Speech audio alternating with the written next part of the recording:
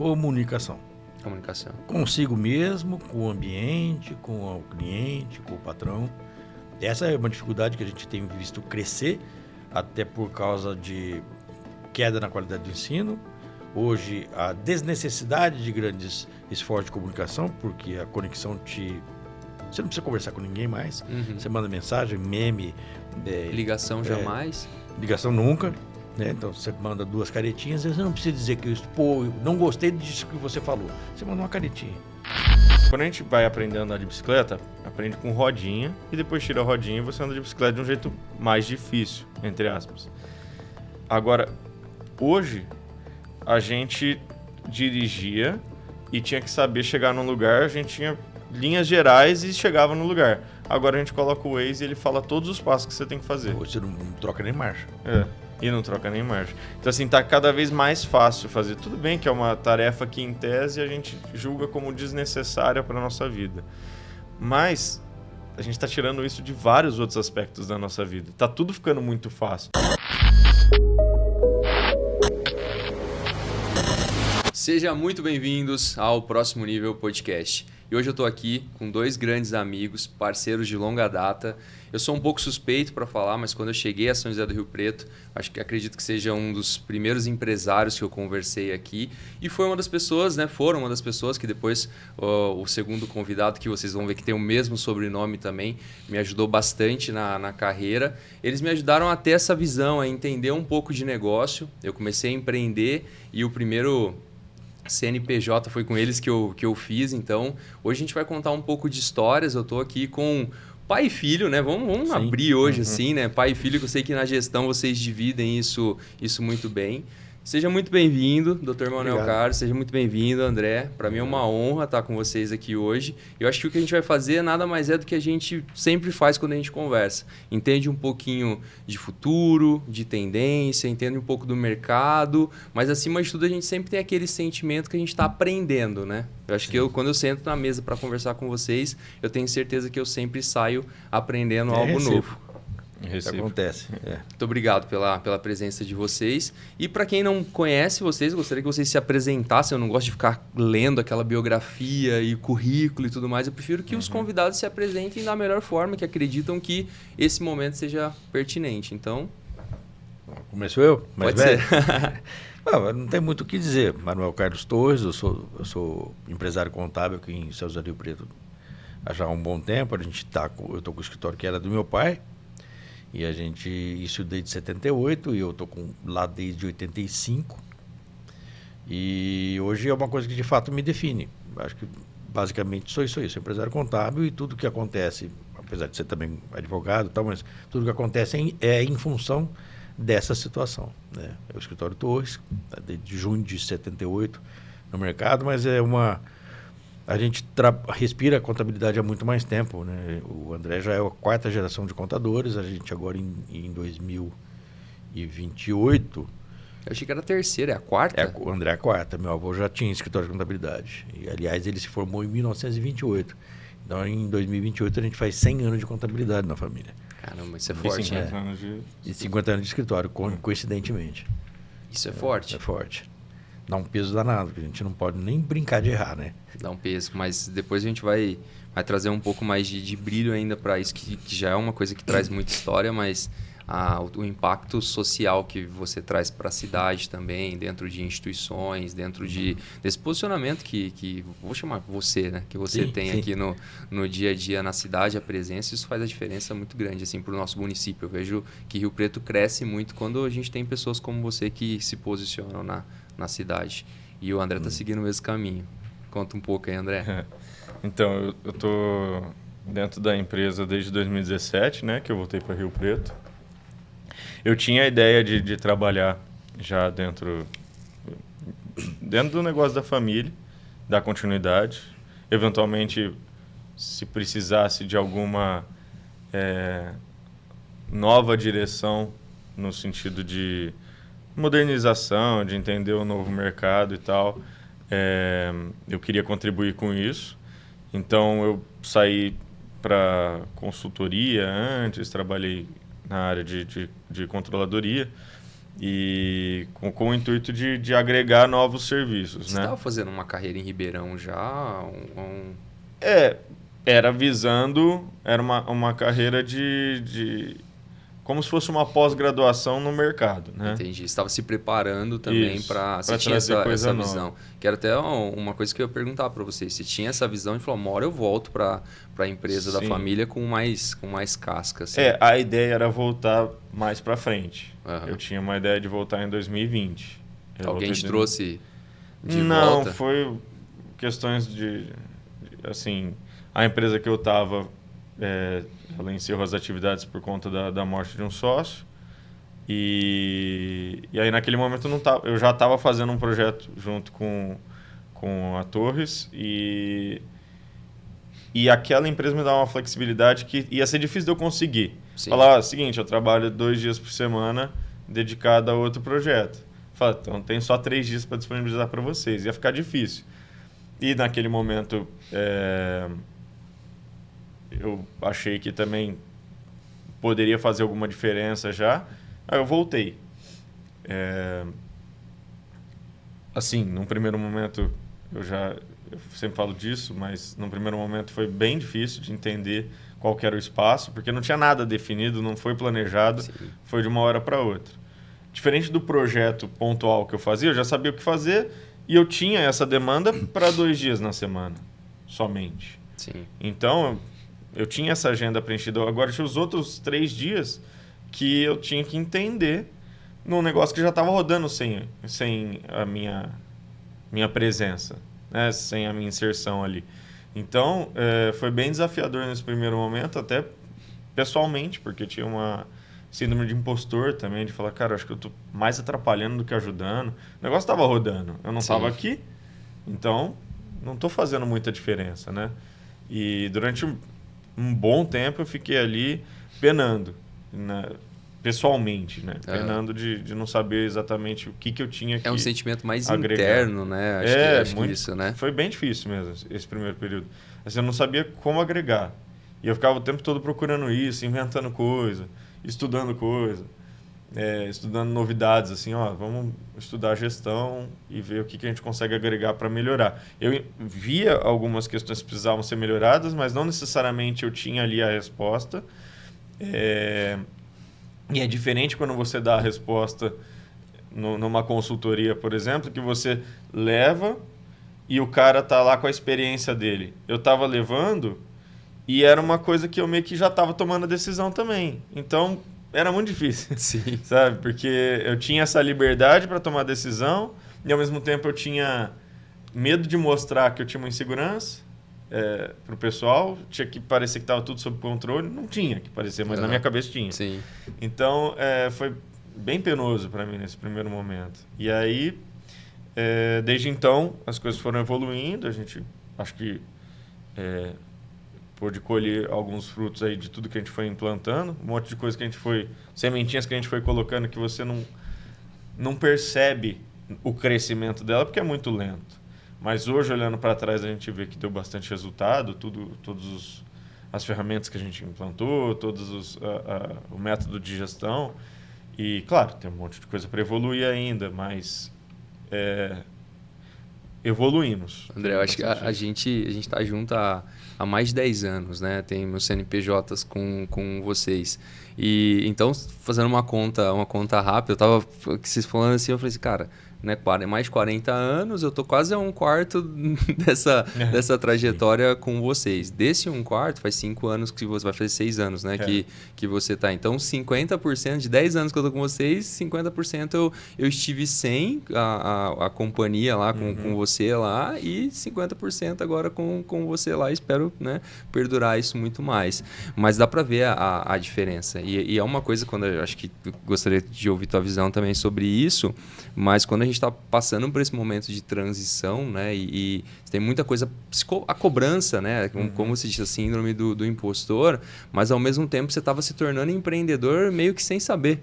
Sim. Né? Porque Eu passei por isso quando eu comecei a empreender. Eu falei, gente, mas eu aprendi isso aqui, né? Já tinha feito trabalho desde os 15 anos, já fazia quase 10 anos que eu trabalhava quando eu comecei a empreender.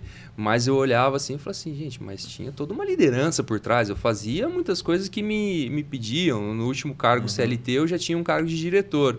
Mas era muito, né, by the book, assim. Eu já sabia o que eu tinha que fazer, assim, quais eram os objetivos estratégicos. Eu cheguei no momento e falei, agora eu escrevo os objetivos estratégicos. Sim. E aí mudou completamente, porque vem tudo de uma vez, né? Que você falou, vem a síndrome do impostor, vem... Pô, será que eu estou indo por o caminho certo? Além de estar escolhendo, será que esse é o melhor caminho, né? E acho que o medo, depois de mais de 40 anos aí, ainda tem existe esse medo, assim, na hora de escolher? A segurança vai com medo? Como... vai com medo mesmo. Assim, medo é uma questão de um componente importante para você não fazer loucuras. Tá? É preservacionista o medo, Sim. né? Aquela história, eu não vou chegar na beirada do precipício porque eu sei que machuca. Então, Sim. esse medo é bastante importante. Agora, não pode ser paralisante, não pode te impedir de fazer, de enxergar as novas realidades de uma forma desafiadora e provocar mudanças a partir dessa visão desafiadora. O grande drama é que, assim, como o poeta já dizia, né, o futuro não é mais como era antigamente. A gente não tem noção mais. Quando eu fazia um planejamento de 5 anos, a chance de acertar 70% do que a gente previa era grande. E hoje, 5 anos é uma eternidade. Muito provavelmente no final do ano, do primeiro ano do projeto, o futuro já se modificou completamente. Em termos de ambiente de mercado, de preços, de tendências, do formato do cliente. E muito do que a gente evoluiu não foi lendo um livro, pegando um modelo, vamos aplicar porque a gente está deficiente. Não, foi uma exigência de mercado. A gente tem clientes de extrema complexidade que nos cobraram evolução. A gente cresceu na marra. A gente cresceu a chicotadas, entendeu? Prazos que a gente, 40 anos, 30 anos atrás, você entregava uma contabilidade com 6 meses de atraso, 1 ano de atraso, e era isso mesmo. Era o mercado jogo, era esse. né? E hoje, assim, a grande maioria dos balanços nossos de algum porte são entregues com 5 dias úteis. Então, para que isso acontecesse, tá certo que você pode pensar, mas, pô, você não leva 1 ano para fazer 1 ano? Depende só de quando você começa. Mas existe toda uma sincronização com o cliente, a forma como você lida com o dado internamente, essa sistematização dos processos é que foi a grande evolução para a gente conseguir chegar. Na verdade, no 4º dia, porque a gente tem que ter um ok deles até o fechamento.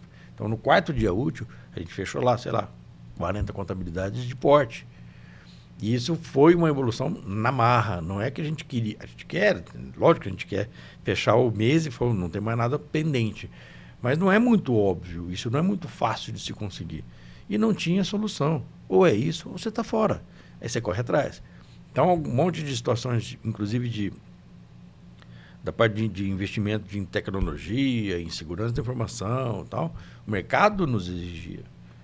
O cliente me manda lá um relatório para você preencher, para você ver se você está adequado a atender a LGPD ou não. Mas isso eu acho que colocou vocês eu falo bastante sobre isso, né? Até o nome do podcast, Próximo Nível, porque subiu a régua do que vocês fazem, demais, né? Então, às vezes eu vejo empresas que ainda não estão preparadas para uma lei que ela já é operante, que é a Lei, né, Geral de Proteção de Dados no país. E se a gente olha para clientes, como eu sei que vocês atendem grandes clientes, grandes empresas, elas inicialmente elas já pedem toda essa regulamentação.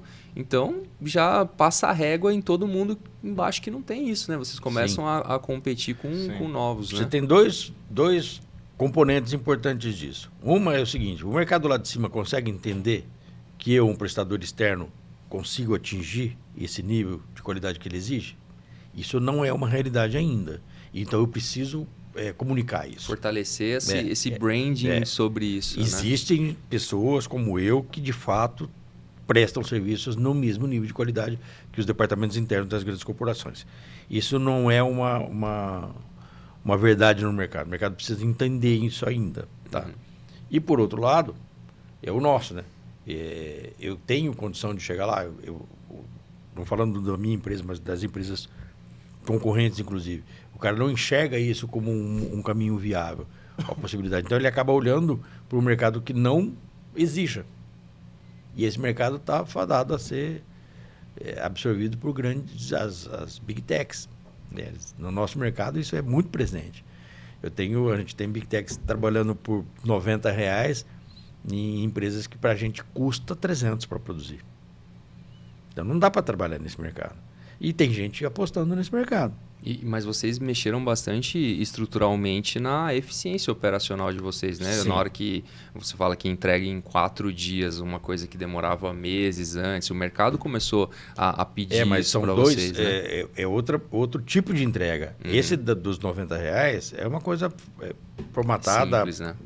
quadradinha, só para cumprir obrigações fiscais. E Tá? depende bastante. O outro não. O outro realmente é um material de trabalho estratégico de muito mais qualidade, entendeu?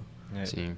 Assim, o que as Big Techs fazem, muitas vezes, é bem interessante o trabalho delas, porque elas tentam fazer o máximo possível que seja automatizável.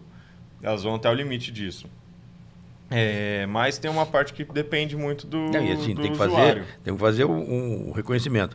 Entregam muito. Eles entregam Eles bastante. entregam muito mais que a grande maioria do mercado não tecnológico. Exato. Entendeu? Eles entregam de verdade. Entendeu? Só que depende muito do usuário, né, do cliente. Então, assim, a gente, em essas entregas que a gente faz com mais tempestividade, assim, né, em 5 dias úteis, elas ainda são entregas que dependem muito do cliente. Isso é uma coisa interessante também, porque quem tem um sistema integrado, tudo funcionando bonitinho, fala, mas para que eu vou terceirizar? Tá tudo funcionando bonitinho. Mas o meu sonho era que o meu cliente tivesse tudo funcionando bonitinho e eu entrasse só com uma pecinha ali, né? É isso que a gente consegue agregar mais. Hoje a gente acaba fazendo bastante trabalho que não é contábil só, é um processamento de dados, né? A parte da inteligência contábil, ela fica depois dessa etapa. Ele então, trabalha assim, mais para o governo do que para o cliente. Também. Mas os 5 dias úteis que a gente tem, em grande parte, são processamento de dados. A parte contábil mesmo, a gente teria condição de fazer num período ainda mais curto, né? Mas como ainda há necessidade de processar os dados que vêm do cliente, porque eles não vêm ainda de uma forma com sistemas integrados, tudo muito bem estruturado dentro dos processos deles, a gente acaba tendo que fazer essa compensação dentro da contabilidade com o esforço da equipe nesse processamento de dados. Porque quando você tem uma estrutura que já está pensando para onde aquela informação vai, então, por exemplo, eu tenho uma empresa de comércio, um mercado.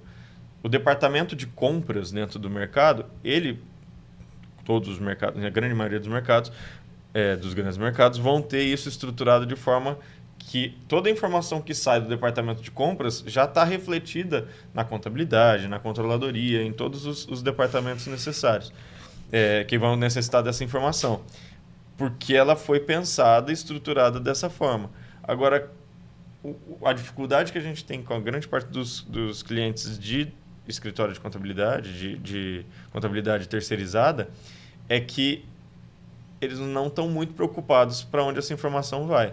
Isso assim, em grande parte os menores. Os clientes maiores, eles precisam de alguma organização, então facilita um pouco esse processamento de dados, mas os clientes que não têm esse foco, né, que a gestão é mais no feeling, eventualmente com alguns relatórios gerenciais que ele tem em caixa, ou relatório de vendas que tem ali dentro da frente de loja, essas empresas elas acabam não se preocupando muito com como essa informação é refletida lá na contabilidade. A gente acaba tendo que trabalhar muito mais em serviços não contábeis do que serviços contábeis em si. Então, assim, a gente não tem como vender um serviço não contábil. Até tem, mas o cliente muitas vezes não está interessado nem na contabilidade. Imagina no serviço não contábil que ajuda a contabilidade. Aí fala, não, jamais. Então fica dentro do pacote. Eu percebi no decorrer dessa vivência com vocês uma estratégia que eu acompanhei de vocês, que nada mais é de uma coisa que já acontecia dentro da empresa de vocês, que era realmente, não só nessas coisas que não são contábeis e para o cliente não gera valor, só que vocês foram para mas é extremamente importante, vocês foram para um outro lado, que esse eu acredito assim, que as empresas no Brasil e no mundo que trabalham com diferenciação, essa é uma forma de criar realmente algo singular no mercado. Vocês se desplugaram do nome contabilidade e vocês foram para um nome de soluções empresariais.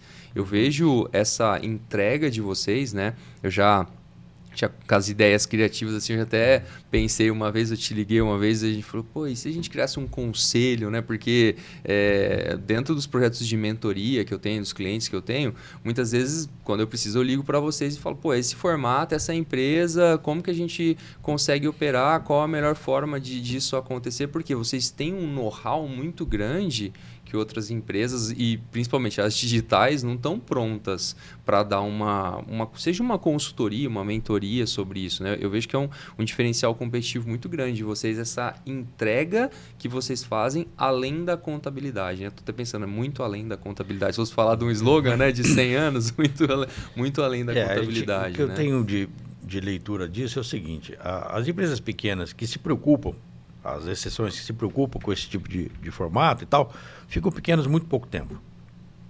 Elas acabam estabelecendo um alicerce de crescimento muito sólido e elas crescem muito rápido. As informações que a gente foge, que a gente tenta fugir do lugar comum, são aquelas onde a gente entende que, como a empresa é pequena, eu vivi isso quando a minha empresa era um pouco menor, você se sente muito ameaçado pelos formatos maiores, porque parece que você perdeu o controle. Então, quando o cara se atém, como o André estava falando, aos relatórios internos, coisas que ele desenvolveu, é muito da segurança de um ambiente controlado por mim. Eu desenhei, eu consigo ler o resultado, ainda que ele não seja o ideal. A ideia nossa, quando a gente recepciona uma empresa nesse formato, é manter essa sensação e a leitura real de que o negócio continua seu e na sua mão. Só que existem números importantes ou informações importantes que na sua mão vão fazer muito mais sentido. Então, é derrubar essa barreira de que, se não foi você que criou, não serve para você manter o negócio sob controle. Entendi. Porque o excesso de controle centralizado no dono impede crescimento. Impede crescimento. Eu não acho que toda empresa tem que crescer. Esse, inclusive, é um drama pessoal. Né? Vale a pena crescer tanto assim? Você vai ficar escravo do negócio e você, como pessoa, não se desenvolve o negócio. Você se dedica a vida inteira para o negócio crescer. Isso é um formato dos anos 70, 80 e 90, que fazia muito sentido na época. Hoje talvez não faça tanto. Então eu não preciso que o meu cliente se sinta crescendo para se sentir realizado. Precisa dar o retorno que ele entende que seja o desejável. Mas principalmente sair do lugar comum e trazer para uma discussão bem humanizada do que seja a empresa dele, do que seja o projeto de vida dele com a empresa, para que não seja sempre um negócio doloroso. Cara, você comentou um negócio agora que aconteceu ontem comigo. Eu tava passeando com a minha cachorra em casa, no prédio, né? E tinha um vizinho passeando o cachorrinho dele também. E aí a gente estava conversando sobre negócio e tudo mais, e falei, e aí, 2024, né, qual a tua visão? E, né, da empresa dele, empresário também. E ele falou, 2023 a gente resolveu não crescer. Ele falou assim, a gente assumiu que tinha que quitar alguns financiamentos que a gente tinha, algumas coisas, porque ele tem caminhões, tem toda essa parte logística, né? Então a gente resolveu sanar isso, né? E então eu queria crescer, meu sócio não quis, tinha mais uma consultoria que falou que era melhor retrair e pagar e tudo mais. Mas aí eu trouxe para ele essa visão assim no final da conversa. Eu falei assim, cara, uma coisa que eu gosto de perguntar quando eu estou com qualquer processo como esse é como é que vocês estão mentalmente, como é que vocês estão de visão de mundo. Não é só olhar para o setor econômico do negócio, eu invisto ou não invisto por o impacto econômico que está tendo. É importante, mas eu tenho que saber como é que você está aqui. Você aguenta crescer? Você está disposto a crescer? Qual que é o teu momento de vida? Porque talvez e tá tudo certo, talvez um vai falar assim, não, eu não quero crescer porque eu tô com alguns problemas aqui, mas o outro fala, tá, e se eu segurar o reggae aqui e a gente crescer, tá tudo bem? E é do jogo, né? Eu vejo muitas vezes que as pessoas vão a duras penas, a qualquer custo, e aí acho que cai onde você falou. Nem todos estão preparados para crescer e nem todas vão crescer. E a pessoa precisa entender o que é o crescimento, né? Exato. E que crescimento ele quer. O que significa crescimento para ela também, né? Do meu ponto de vista de negócio, a minha paixão pelo que eu faço me impulsiona a levar ao máximo de pessoas possível.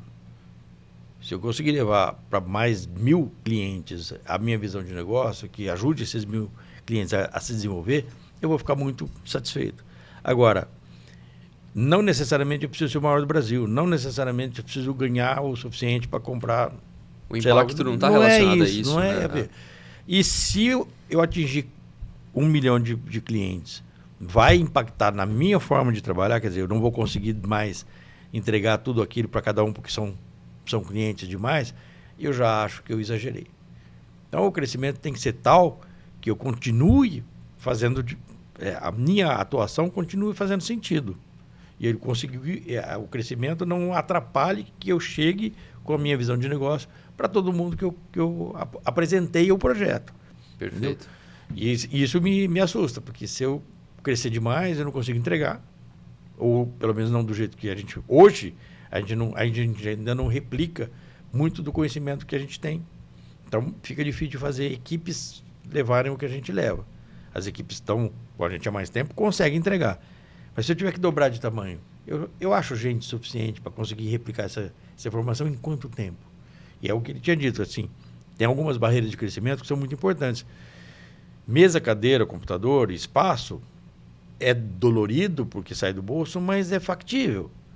Faz o telefonema e faz. Sim. A gente, com a tua visão de mercado, com o teu conhecimento, com o teu DNA do serviço, isso é uma coisa de convivência. Leva tempo. Então, o crescimento não é tão rápido assim por conta disso. Então, o que a gente faz? É meio uma diluição, né? Você pega a equipe, quebra em 3, 4 pedaços, bota gente nova com gente antiga, para que a disseminação da cultura continue acontecendo. Quando isso se passa a ser mais hegemônico, você pode quebrar de novo e injetar gente, e essas pessoas continuarem tendo contato com o DNA original. Senão você vai se perder, senão daqui a pouco a empresa já não é mais você e já não vai fazer muito sentido o que você faz. E esse crescimento eu não quero para mim. Sim. Entendeu? E você comentou até sobre tecnologia, você estava falando sobre as Big Techs, né? Eu vejo que a evolução delas em relação à contabilidade, eu não sei o que está acontecendo, se já estão colocando IAs generativas, se isso está funcionando de alguma forma para pegar esses dados. Se você tem visto isso no dia a dia, alguma coisa, assim, né? Em termos de inteligência artificial, existe algum desenvolvimento, não nós, né? Mas eu vejo que o mercado está atrás. Mas tem algumas particularidades brasileiras que dificultam um pouco esse trabalho. O que tem hoje vai ser o OCR, né? O leitor de documentos, que ele consegue interpretar alguns dados ali e fazer algumas classificações, mas dificulta muito porque você tem um cenário diferente em cada uma das prefeituras, por exemplo, em serviços. Cada uma das prefeituras hoje não é...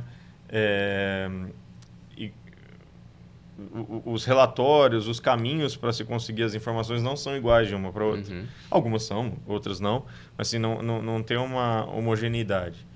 Então, isso dificulta um pouco o serviço. Tem algumas ferramentas que são nichadas, que são excelentes. Tem inteligência artificial de recálculo de imposto, levantar créditos, mas às vezes são muito nichadas, assim, né? Entendi. Então, para a gente hoje, a gente não tem nenhuma ferramenta que trabalhe com inteligência artificial. A gente está sempre de olho no mercado para ver as ferramentas que vão agregar. Esse ano não é que a gente... Eu acredito que tenha sido um ano que a gente optou por não crescer. Né? Não foi falado dessa forma, mas não foi um ano que a gente não... Foi sim, foi sim.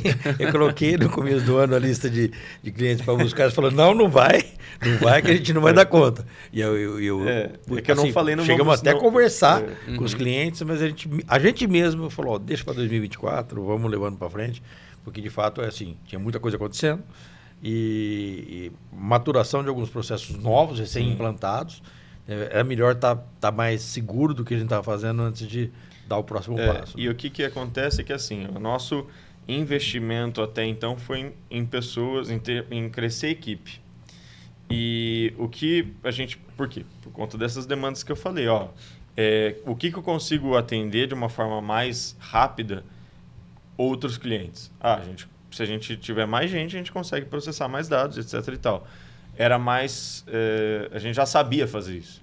Não era uma nova ferramenta que a gente estava implantando para ver como é que ia virar. Então, como foi tendo um crescimento, a gente foi agregando novas pessoas porque não precisou mexer. Vocês dobraram o quadro praticamente, né? Nos últimos anos de colaboradores. Sim. Dobrou. Nos últimos anos dobrou. Então, assim, por conta desse A pandemia foi um impulsionador grande. A maior parte do serviço crescimento foi durante a pandemia. Apesar de estar todo mundo parando, a parte contábil, todo mundo, não é nossa exclusividade nossa, principalmente folha de pagamento, foi um terror, porque tinha gente, bota de férias, tira de férias, suspende. E todo mês tinha ocorrências grandes em muitos dos clientes. Então, o departamento que atende pessoal dobrou de tamanho rapidinho. Mas vocês cresceram também. Aí, no geral, também, sim. né? Aí foi por causa de conquista de novos clientes. Mas o departamento pessoal cresceu sem cliente nenhum entrar. A demanda foi assustadora. Depois eles já estavam lá, acabaram atendendo os novos clientes que chegaram. E essa época da pandemia foi complicada, né? Porque até para renegociar, né? Você está dando o dobro de trabalho para mim. Ele fala, mas eu não estou conseguindo pagar. Não foi nem negociado. Não foi renegociado. Né? A gente está agora com essa discussão. Eu faço parte do SESCOM, na direção regional aqui, e a gente tem discussões... O SESCOM é o... É o Sindicato das Empresas Contábeis do Estado de São Paulo. Ele tem diretorias regionais, eu sou diretor para a região de Rio Preto. E a gente se reúne com alguma frequência com todas as regionais e com o pessoal em São Paulo. E tem uma discussão técnica muito profunda sobre isso. Direto a gente conversa sobre esse assunto. A gente vê assim, aqui a gente talvez não esteja usando, mas os grandes escritórios de Rio Preto, do Estado de São Paulo, que a gente tem contato, estão sim usando a inteligência artificial e tentando apostar nesse segmento. Mas nessas discussões, até já nem sei para onde a gente estava indo nessa conversa. Não, mas aproveitando até esse gancho de inteligência artificial, eu acredito que, a gente estava até falando no backstage, né, nos bastidores aqui, antes da gente começar, um pouco da iminência do quanto está evoluindo isso e algo precisa ser feito para a gente entender como fazer da melhor forma, né?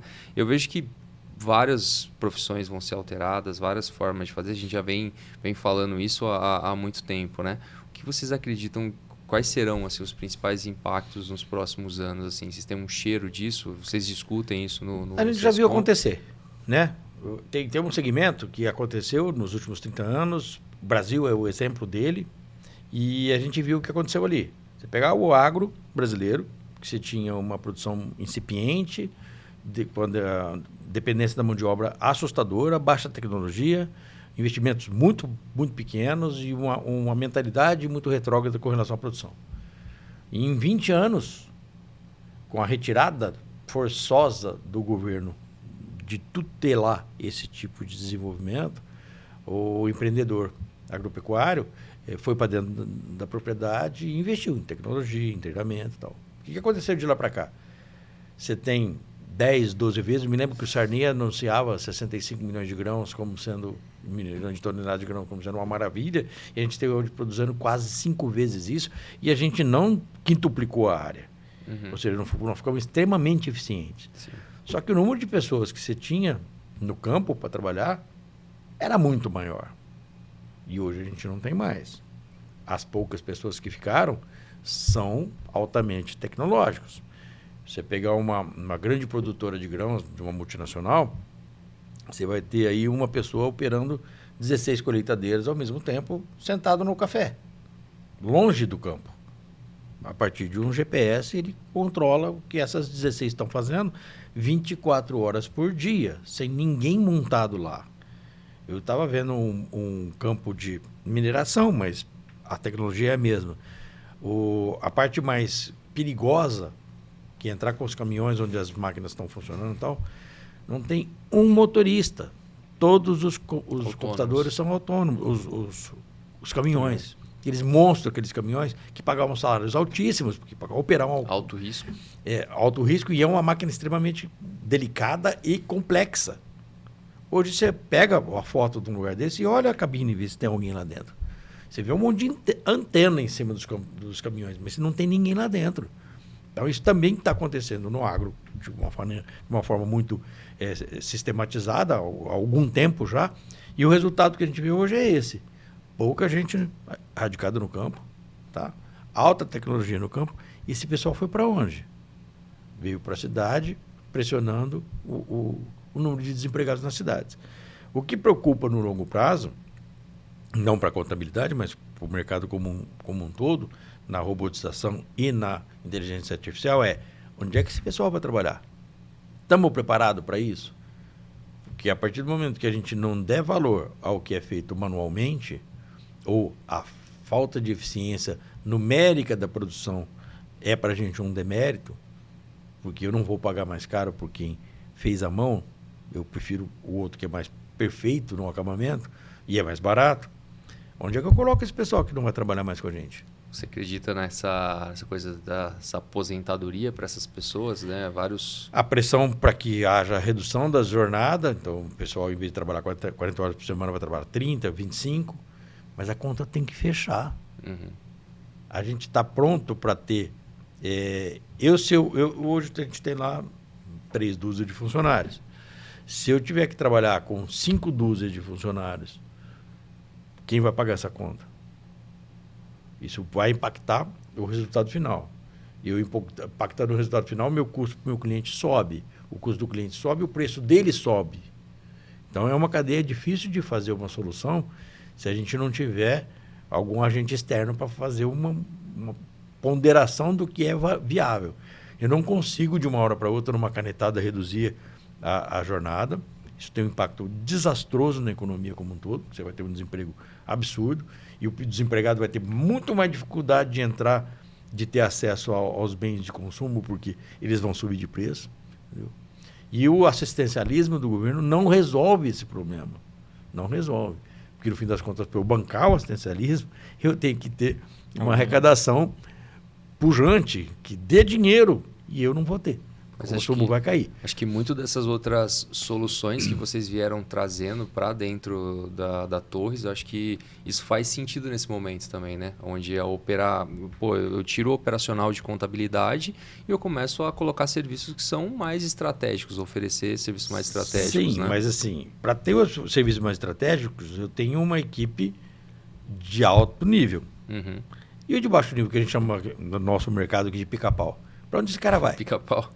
Onde o pica-pau vai se empregar? Sim. Nas empresas pequenas que não tem demanda. Não, isso é tudo robotizado. O serviço que é só repetição vai ser robotizado. Ou o cara vai para as cabeças e sabe pensar contabilidade e entrega conclusões, entrega pensamento, entrega descobertas, ou ele vai ficar em casa, ele não vai ter serviço. Isso preocupa. A reforma tributária agora, que vai imprimir uma dedicação, uma dobra da quantidade de serviço muito grande, voltando para aquela assunto onde a gente tinha se perdido, eu tenho uma situação onde muito provavelmente isso vai impactar os pequenos de uma maneira muito séria, porque provavelmente eles não vão ter condição de se adaptar a fazer 2 cálculos diferentes ou a se aprofundar nas mudanças, tá? As Big Techs vão fazer isso muito rapidamente e eles vão ficar para trás. Então, esse processo precisa ser de só tomar decisão. A tua empresa que vai ter dificuldades agora por causa da mudança, vou sentar com você e te ajudar a entender o novo mercado e propor soluções administrativas, contábeis, fiscais, para que você continue sobrevivendo no novo mercado. Essa é uma postura que te mantém no mercado por muito tempo. É uma postura quem de tem protagonista, né? Exato, também, mas quem tem condição de fazer isso? Sim. Os pequenos vão sofrer muito. Muito mesmo. Porque eles já vêm fazendo isso a vida inteira. Eles estão, na verdade, migrando para facilidade. Os pica-pau estão todos com eles. Na verdade, assim, quando a gente fala pequenos, não é exatamente pequenos. Tem muitos pequenos que fazem o serviço estratégico. Mas Seria quem tem foco nas empresas de menor porte, via de regra. Exato, assim. o cliente é que é pequeno. Cliente Não é o prestador que é pequeno. É. Inclusive tem enormes que focam em empresas pequenas. Mas dentro da situação interna do que a gente vinha dando foco, para finalizar o que eu tinha pontuado, a gente agora, nesse ano, no último ano e meio, digamos assim, a gente pegou a equipe e falou, agora a gente vai começar a usar outras ferramentas, de modo que vai começar a sobrar mais tempo dentro da equipe, fazendo menos o trabalho operacional ali de processamento de dados, para a gente conseguir fazer ainda mais, estudar mais, fazer análises mais profundas, ter mais gente fazendo acompanhar análise. o cliente mais de perto. Assim, até uma questão de mudança de cultura que eu não esperava que eu fosse ter que fazer, porque a princípio na minha cabeça era essa, vamos crescer, todo mundo vai aqui, durante um tempo a gente vai fazer o serviço dessa forma, depois a gente vai automatizar um pouco mais e o pessoal já está ali, já vai ter condição, já conhece assim, a empresa, tudo. Conhecemos de fato a equipe? A equipe vai dar conta? Então, peraí, dá um passo atrás, vamos conhecer a equipe. Levanta ruído, fizer um monte de pesquisa, um monte de atendimento com psicólogo para saber o que é que a equipe pensa de si mesma, o que ela pensa da direção, o que ela quer de futuro. Entendemos alguns problemas internos para crescimento ou para mudança de perfil. Vamos atacar isso. Está faltando preparação para liderança, está faltando maior troca de informações internas. O que é que falta na equipe para ela se sentir segura e em condições de acompanhar a gente numa jornada que é bastante desafiadora. Sim. Se o cara não está seguro, não vai assumir desafio. Mas isso é diferencial competitivo também. Quantas empresas estão fazendo isso, de entender a percepção, de colocar psicólogos, de entender clima organizacional? Isso não é uma coisa comum de mercado ainda hoje. Teria que ser, por tudo que a gente passou nos últimos anos. Eu já escutei vocês falarem sobre cultura várias vezes, né? Acho que dá para entender o quanto isso importa.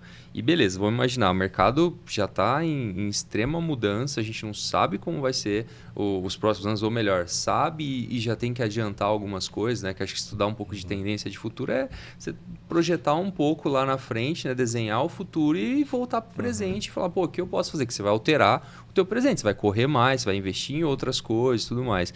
Mas quando a gente fala de pessoas, quais são as habilidades que vocês acreditam que serem essenciais para um profissional do futuro no ramo de vocês? Eu não vou nem falar contador, porque eu acho que essa pessoa vai precisar se transformar muito. Talvez ele se torne um especialista em alguma área do que vocês fazem, né? Mas olhando hoje para dentro do mercado, quais habilidades vocês acreditam que são relevantes? Eu acho que a principal, que devem ter te falado nos primeiros anos da tua faculdade, comunicação.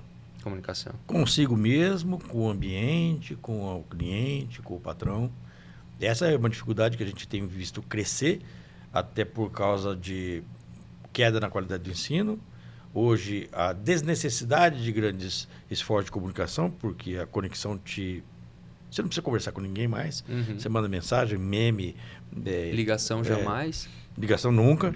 Né? Então, você manda 2 caretinhas, você não precisa dizer que eu não gostei disso que você falou. Você manda uma caretinha.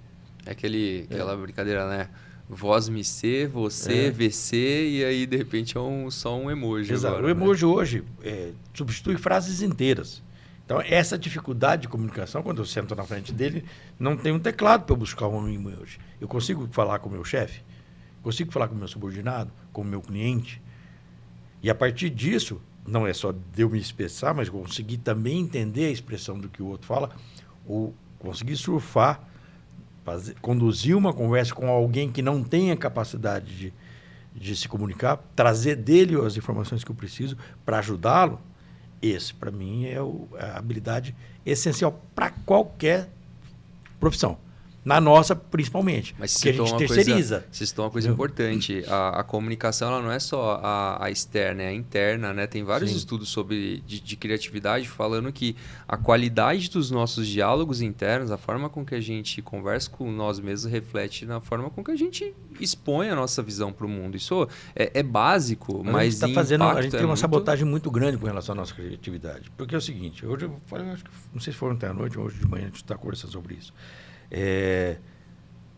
Quando a gente está entediado, a gente tende a ser criativo. Porque o tédio te incomoda. Aí você pensa em alguma coisa. Vou fazer uma pipoca, eu vou pensar uma solução, eu vou assistir um negócio diferente, fazer uma nova leitura, vou sair para caminhar. Você rompe a sua inércia por causa do tédio. Isso sem celular, né? Esse que é o drama. As telas impedem o tédio. E você vai descer o elevador, você faz um joguinho de 20 segundos. Você não fica pensando na vida mais. Você não fica projetando os próximos passos ou esgotando possibilidades. Não vou por essa rua, eu vou pela outra, porque eu me lembro que ontem tinha... Você não faz mais isso. Você fica absorto, você está absorvido dentro de distrações agradáveis, na sua mão e em tempo integral. Então, a falta do tédio, a falta do ócio criativo, a falta daquele momento onde você consegue processar tudo que você viu até aquele momento e projetar coisas novas, vai empobrecendo. E isso não é externo. Isso é uma coisa nossa. Nós estamos fazendo isso com a gente. Sim. Você não se permite mais. Eu, depois da pandemia, tenho assistido muito pouco televisão. Muito pouco. Porque era o meu impedimento de criatividade. Mas boa parte do que eu consigo economizar, acabo perdendo para a tela. Mas faço ainda muito disso, de botar uma música para ouvir e ficar pensando na vida. Mas nós passamos por isso, né? Eu lembro quando eu era criança, sentava com meus amigos, aquele momento que a gente trocava ideia, né? 10, 12 anos, a gente sentava, né, na beira da calçada, em algum lugar para conversar. E a gente cara, é muito louco, porque muita gente que está assistindo não conseguiu passar por essa experiência de não ter um celular, de não ter nada na mão para mexer. E aí a gente começava a conversar, de repente parava e ficava uns 5 minutos sem falar nada, porque E tava tudo bem. o diálogo que foi gerado disso, eu falava, nossa, é verdade, cara, como que acontece? E aí parava e ficava pensando na vida sobre aquilo, depois voltava a conversar. Era normal. Hoje, ficar 5 segundos sem conversar... Eu não me lembro de um momento onde eu não pense em nada. Ou não tentando inventar alguma refletir, coisa. né? Eu não consigo fazer. É meu vício. E eu fico pensando, quando eu tiver... Eu já sempre brinco que eu acho dormir uma perda de tempo absurda. Né? Eu durmo umas 2 horas a menos que minha esposa, por exemplo. Uma vez eu fiz a conta, eu já tinha vivido uns 3 ou 4 anos a mais que ela durante o nosso período juntos, porque eu estava acordado e ela estava dormindo. 4 anos. Isso faz uma diferença imensa na sua vida. Talvez você lógico. menos tempo.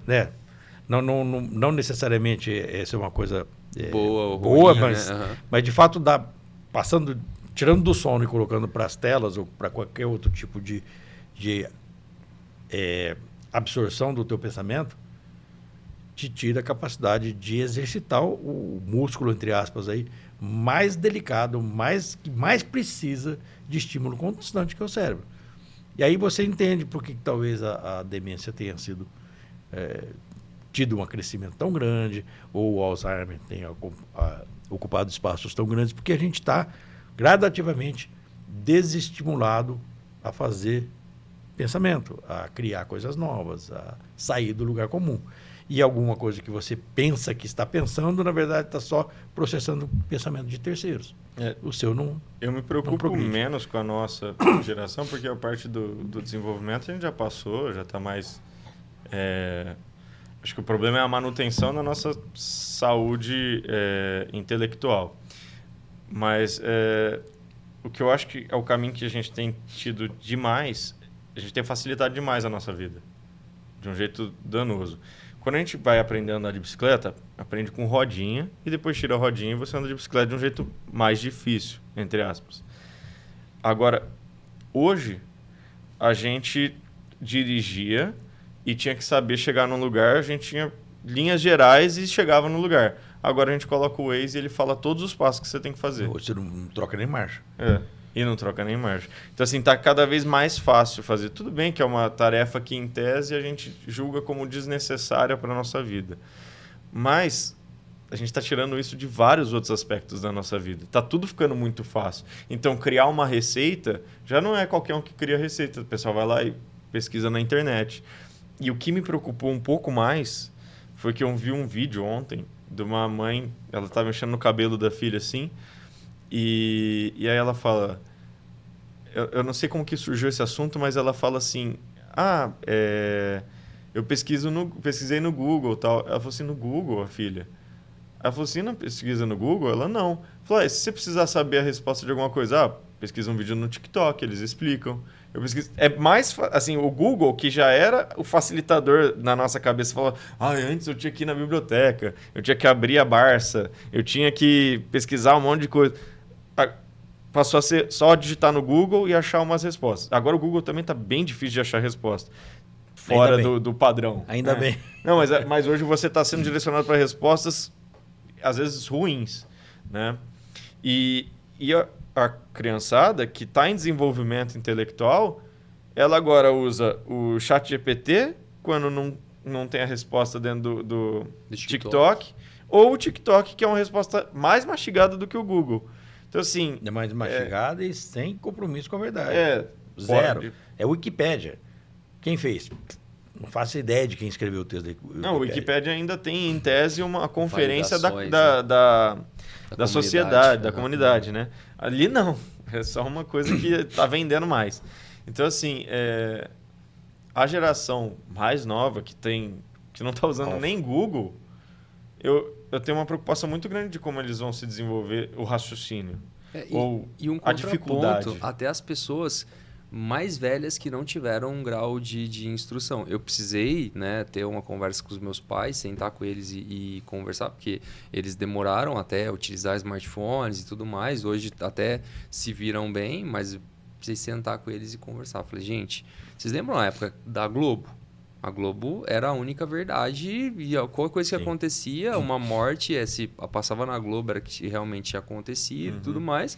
Agora, o que vocês estão fazendo? Estão sendo bombardeados de anúncios todos os dias nas redes sociais e que vocês acham que é verdade, que é a única pessoa, que é a única verdade. Meu pai começou a seguir algumas pessoas e ele falava, tal pessoa falou isso, como se fosse um mensageiro divino falando aquilo. E hoje a gente não tem nem certeza mais se a pessoa falou de verdade. Era só uma inteligência artificial, exato. Mas não era nenhuma autoridade, era uma pessoa irrelevante que passou na frente dele, ele falou, gostei desse vídeo aqui, começou a seguir e começou a aparecer vários vídeos para ele disso. E para ele tomou como verdade, se essa pessoa falar, tá falado.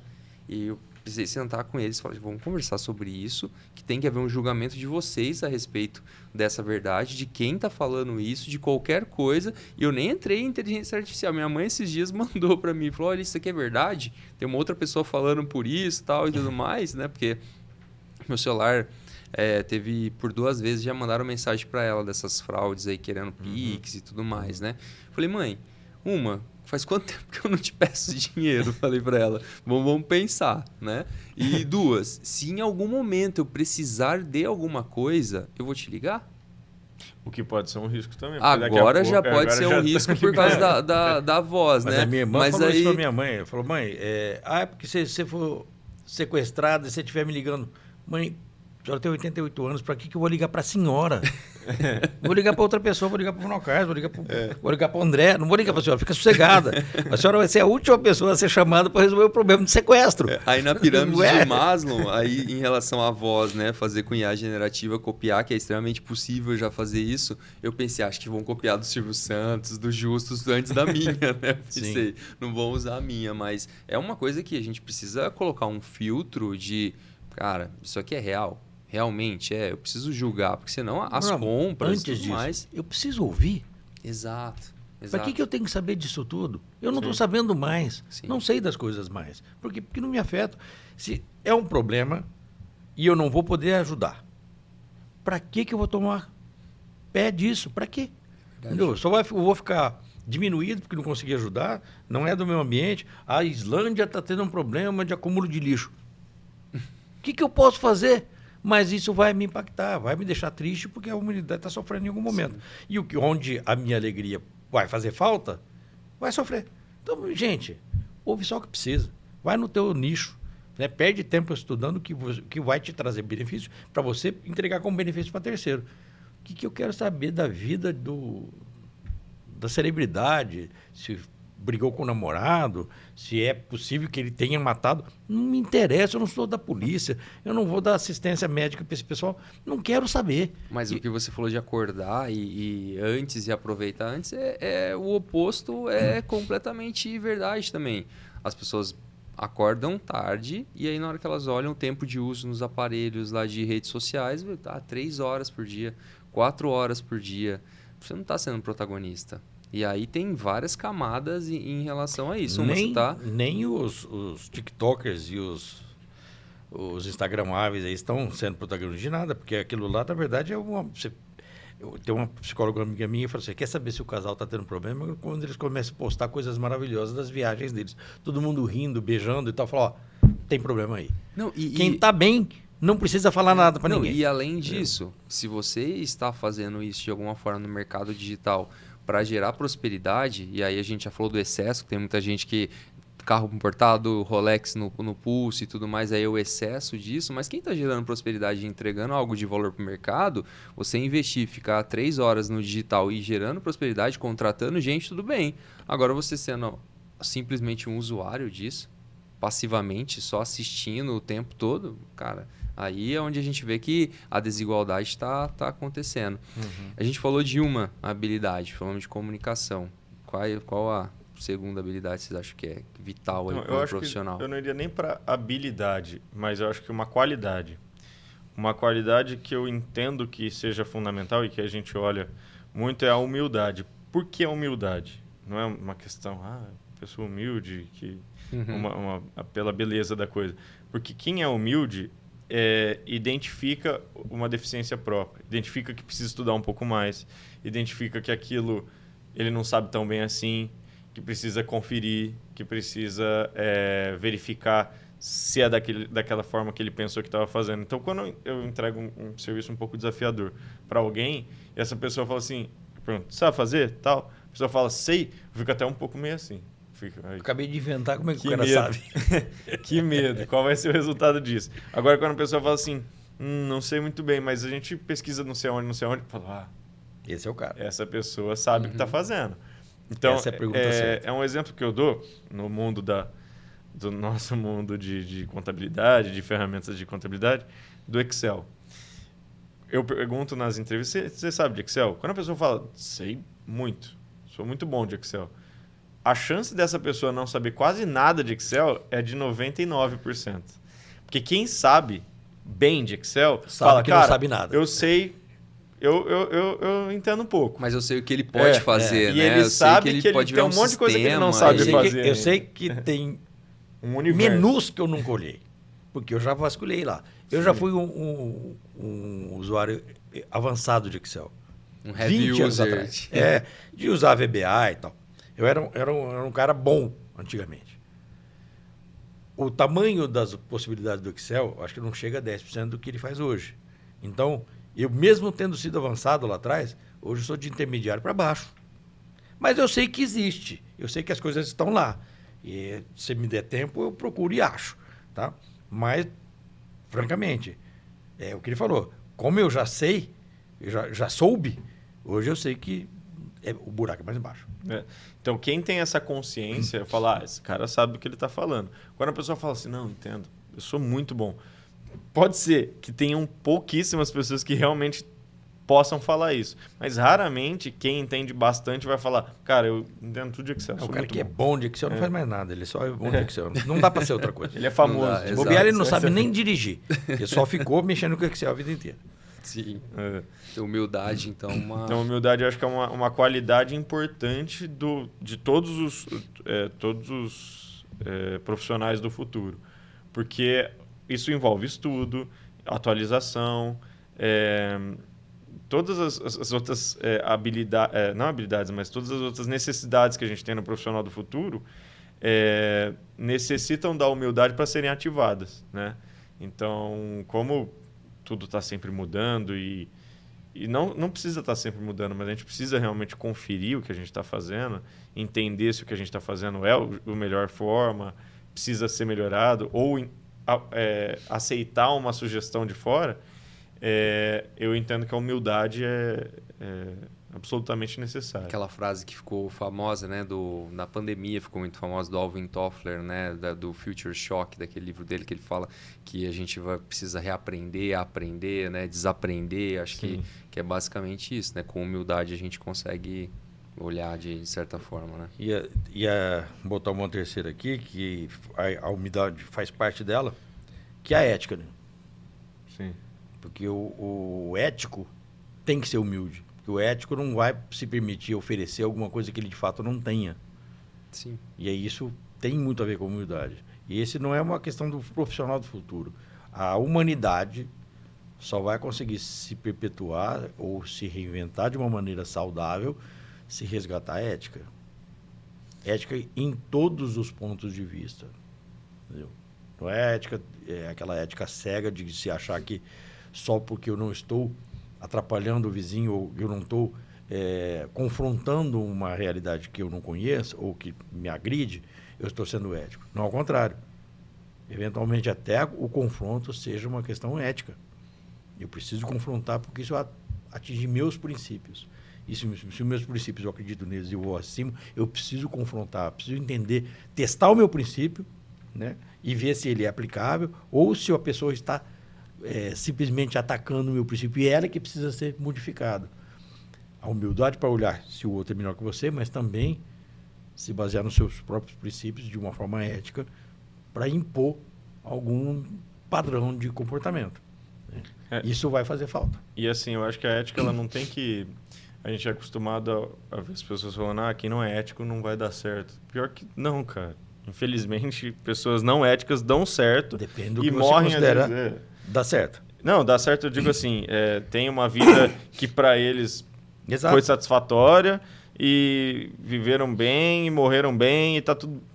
As conquistas do antiético não são éticas, então para ele está tudo bem. E para ele está tudo bem, porque não é um valor que ele tem. O que a gente não pode é cultuar isso. Isso. Sim.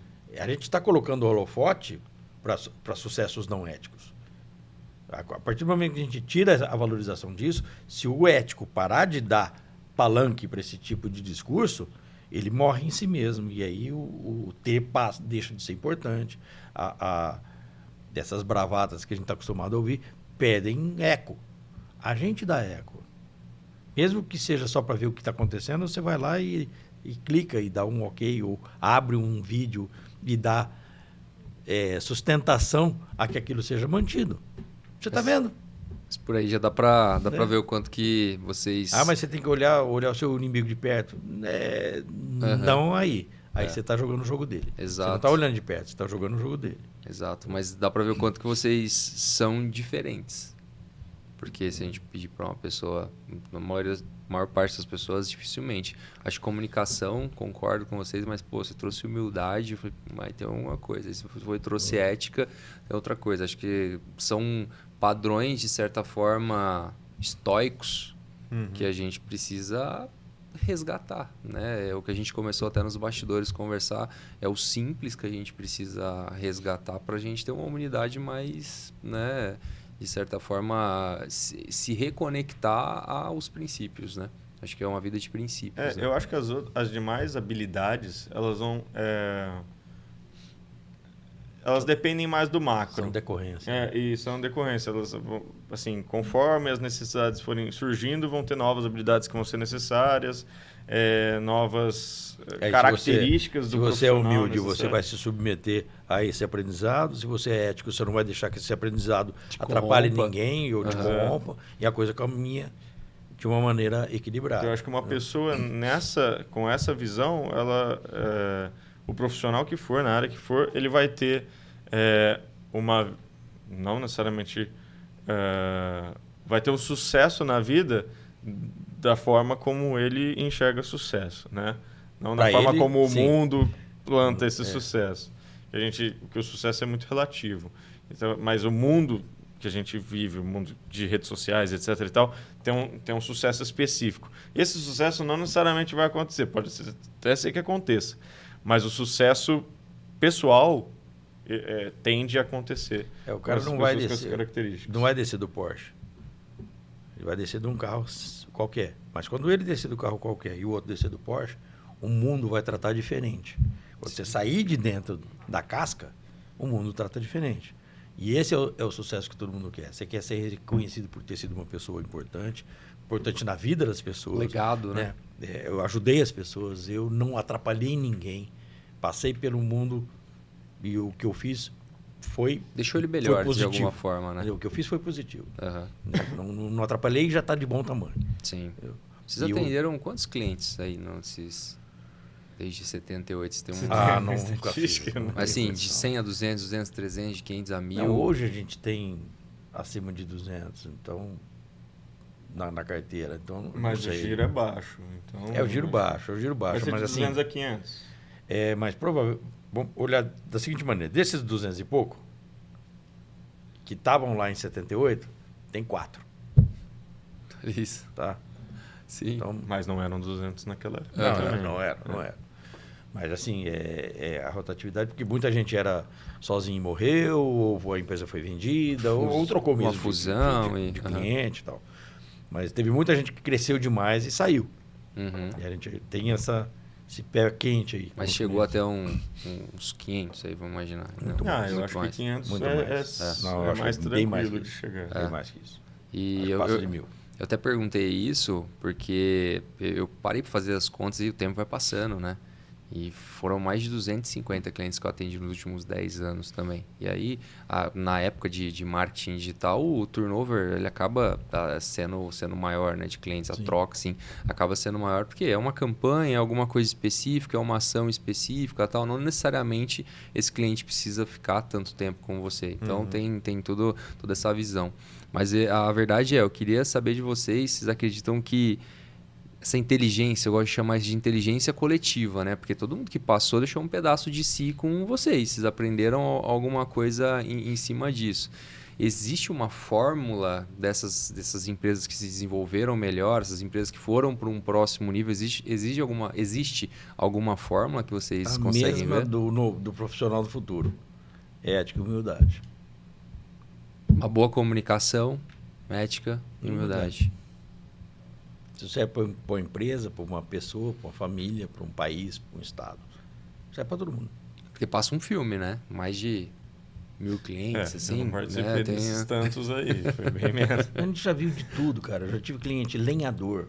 Já tive cliente que consertava geladeira. Tive cliente que era pedreiro. De tudo. Todo tipo os ramos mais estranhos do mundo. E o legal é isso. Você, de repente, pega uma situação de um lenhador e trazer dessa atividade tão específica soluções para uma empresa médica. Por que não? Porque ele enxergou algum jeito de lidar com problemas dele que o outro pode não ter enxergado. Então, isso traz para a gente essa bagagem. Você pega uma empresa que é grande, que ela faz a própria logística, e você teve empresas de transportes muito mais especializadas em logística. Você consegue agregar para essa distribuidora problemas que você viu acontecer em empresas mais nichadas e que, de fato, contribuem. Sim. Então, mesmo você não entendendo daquilo, o fato de ter visto o outro tropeçar, falou, aqui cai. Aqui eu sei que cai. Isso eu acho demais. Essa parte eu gosto de chamar de uma inteligência coletiva, porque é um repertório que você adquire em cima de várias coisas.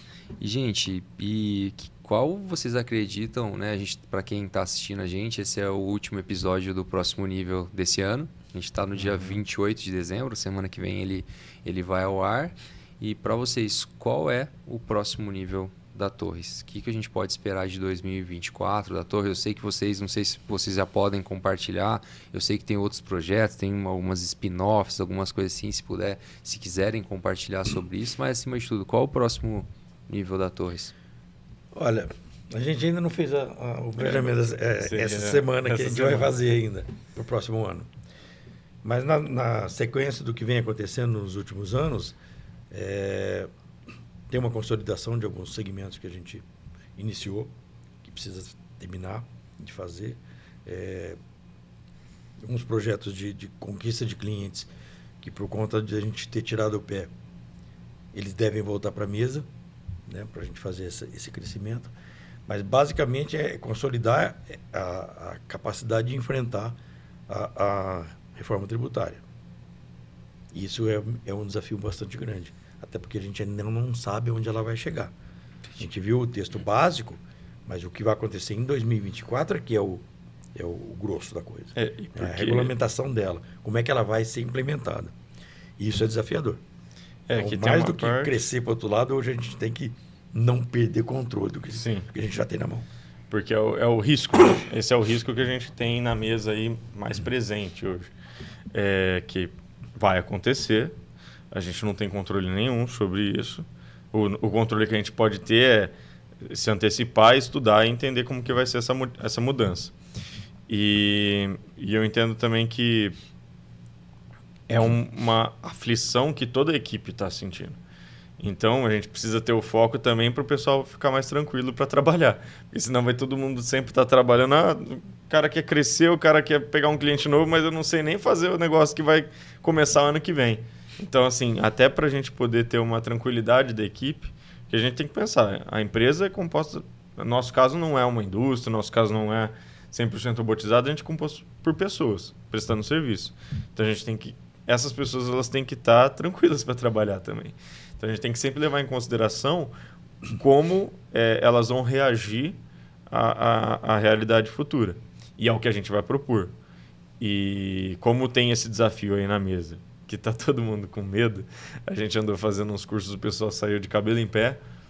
E então, assim, a gente precisa primeiro desenhar como vai ser o nosso funcionamento a partir daí, e aí considerar também isso no crescimento que agora a gente pretende retomar, né?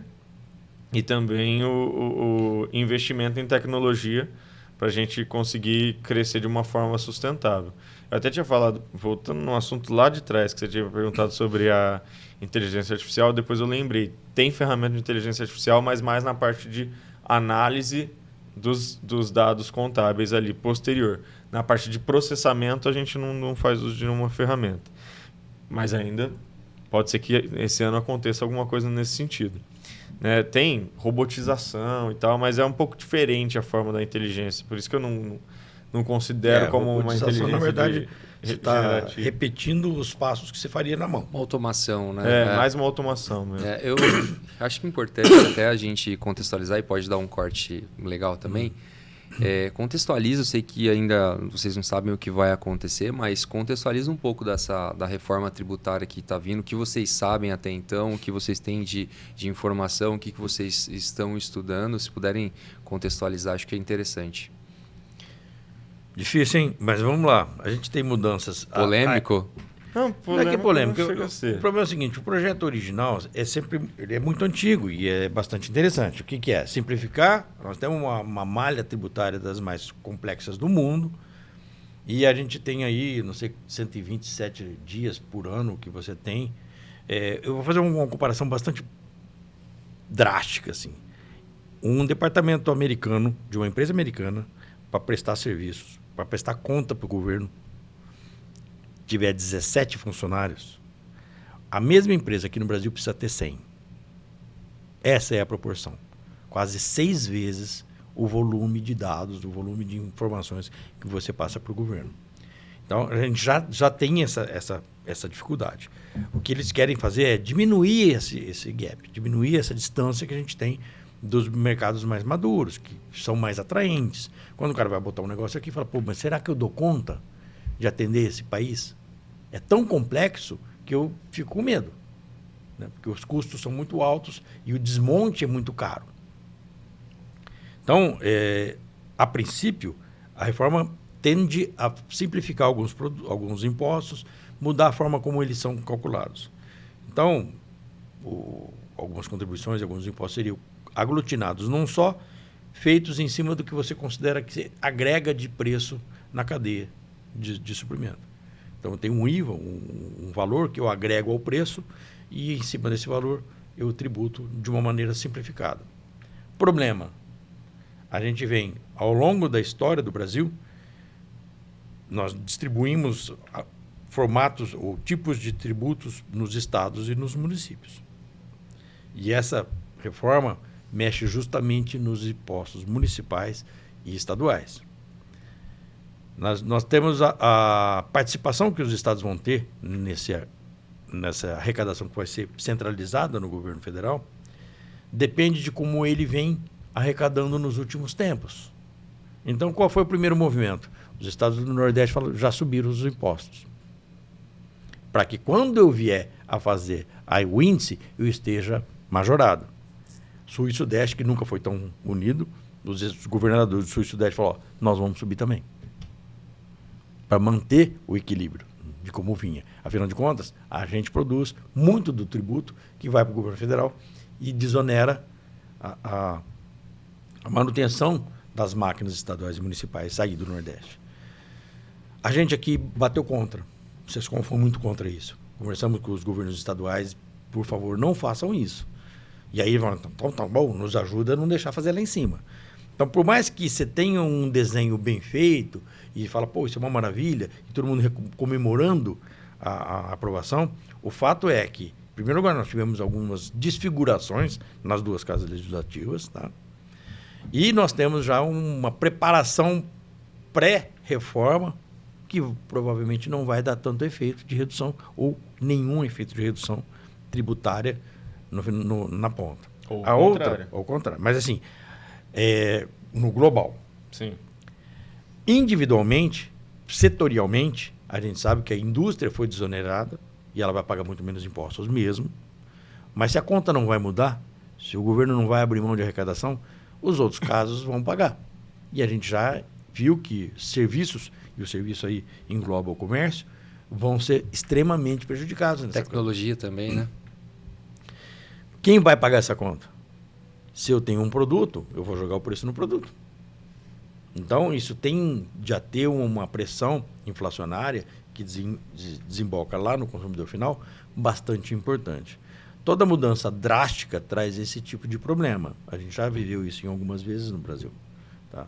Então, o grande drama é, quando cai na área... Quando estava na discussão técnica, era tudo muito bonito. Quando vai para a discussão política, a coisa toda muda.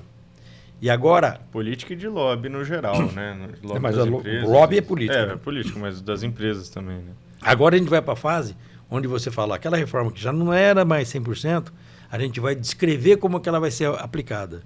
E essa parte é 100% política. Eu não tenho mais nada de técnico ali. Entendi. Imagina o que é que vem pela frente. E assim, o que veio acontecendo na discussão, que é necessária a reforma, assim, já era sabido e discutido há não sei quantos anos, desde antes de eu estar por aqui. Digo, por aqui na vida. Mas o que chegou? Chegamos num desenho que é perto do ideal, ou o ideal. É um sistema que vai ser mais bem feito e mais claro, inclusive para a arrecadação, né? A arrecadação vai conseguir fiscalizar de uma forma mais clara. Tem, claro, no final do processo todo de mudança para a reforma tributária. Então, assim, esse sistema é o que a gente julga como ideal atualmente. Só que o problema é o impacto financeiro e econômico que isso vai dar no bolso do consumidor e das empresas, né? E do Estado. Sim. Então, todos os bolsos que estão envolvidos ali estão correndo risco, estão com uma certa incerteza. Os estados alegam, vão ficar sem dinheiro. Os empresários alegam, eu vou pagar mais imposto. E os consumidores alegam, eu vou pagar mais imposto. Ou seja, alguém deve estar errado nessa história. Porque está todo mundo tomando na cabeça? Não pode ser assim. Então, alguém vai ganhar mais. Possivelmente o Estado, possivelmente quem fizer o lobby mais forte, né? No final das contas. Mas a tendência é que, após a reforma, a gente consiga ver de uma forma mais clara os impactos de qualquer mudança tributária que vai acontecer. Porque hoje, se eu mudo uma coisinha em um dos impostos, eu gero um desequilíbrio total, porque uma rede de tributária gigantesca, uma complexidade tão grande que eu não consigo saber direito se esse incentivo fiscal, por exemplo, que eu estou dando em determinado produto, em determinadas regiões, eles vão ser revertidos para a população. Muitas vezes não são. Muitas vezes eles viram o lucro da empresa ou isso acaba sendo engolido por qualquer outra coisa que acontece naquele momento. Então, as medidas que o Estado pode tomar de forma a incentivar algumas coisas, elas são muito incertas. E hoje, e tão incertas que a gente não sabe nem qual vai ser o real impacto financeiro e econômico da mudança. A gente tem uma ideia por cima, mas como a gente tem uma complexidade tão grande, a gente tem uma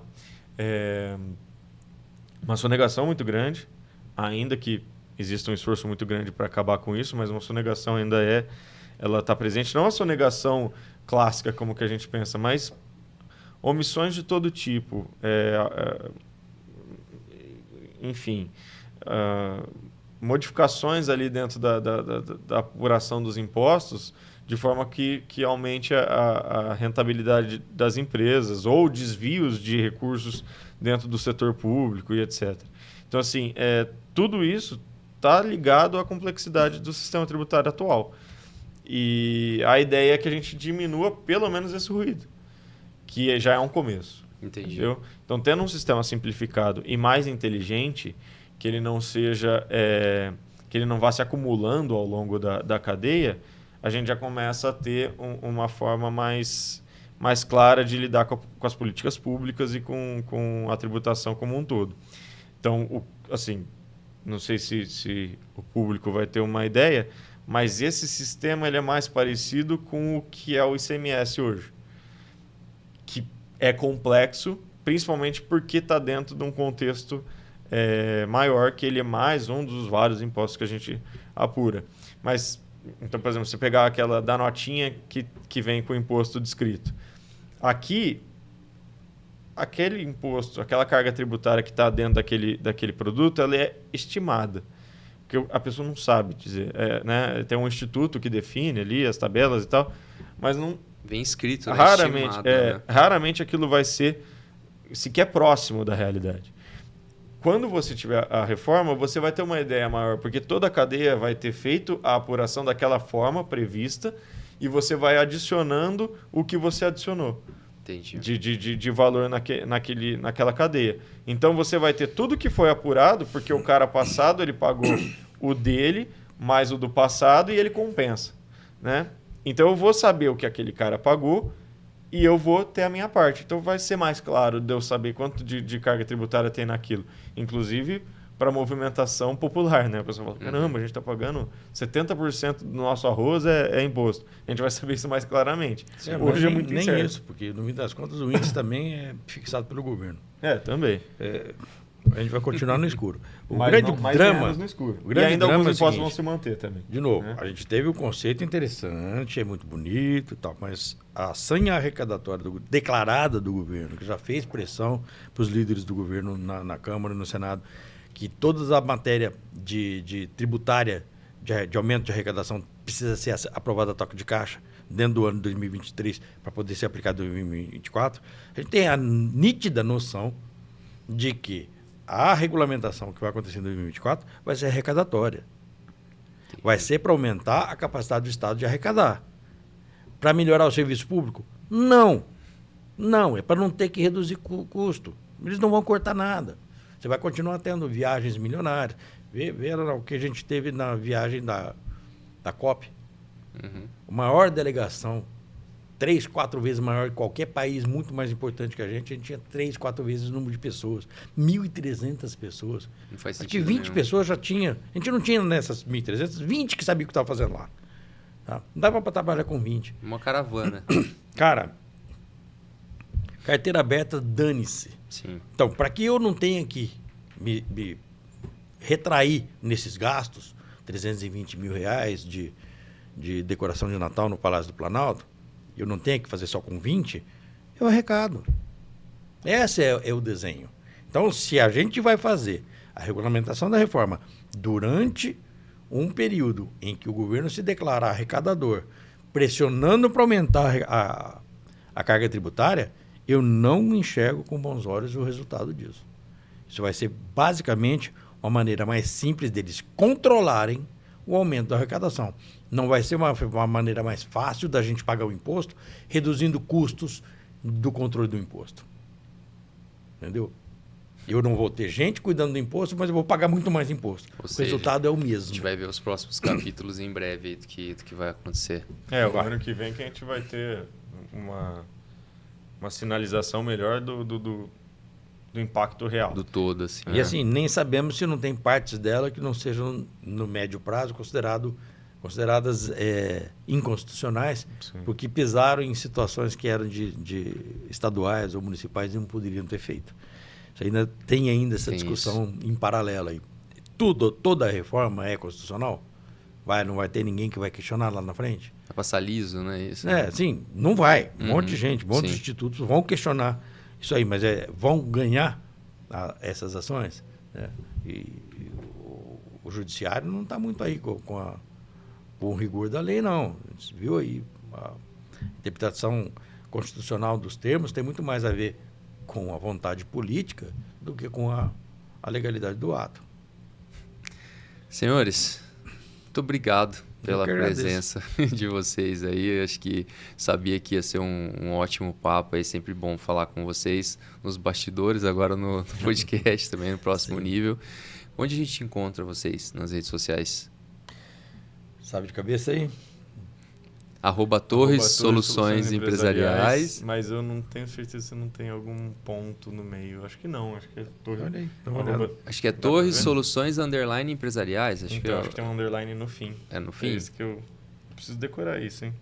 MC no Instagram. O meu é MCML Torres. Liga aí, MCML Torres. Parece uma data em algarismo romano. Parece um partido. Não, MCM é MCM é 1900. L é 1950. Caramba. Aí depois vem Torres. O André tem Instagram, André? Eu tenho. Eu acho. André. Eu acho que é André ML Torres.